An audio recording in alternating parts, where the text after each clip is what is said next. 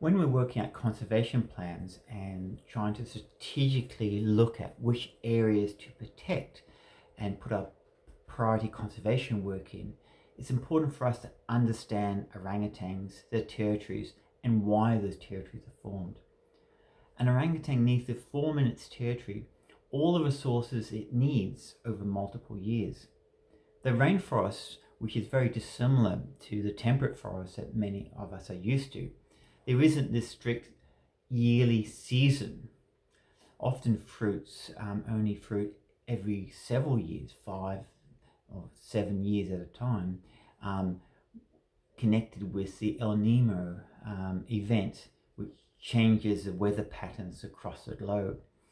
And so orangutans need within their territories not just the resources for 1 year, but for several years, because they could go through many years and be okay, but then go into calorie deficits yet through prolonged periods.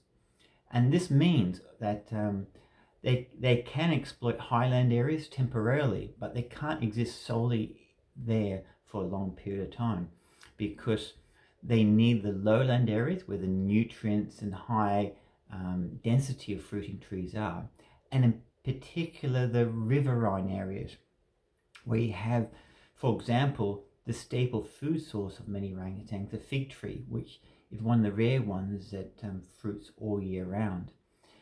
And so they have to have these territories which are not necessarily in a nice geometric pattern, but in order to contain riverine lowland forests as well as highland forest. And this is why we're particularly always interested in riverine forest and lowland forest, despite it often being the most degraded. But for long-term survival of orangutans, they can certainly be most important. And so using this kind of knowledge is the best way we can understand the orangutans and develop sustainable populations which are going to go beyond the next few years in a reliable way.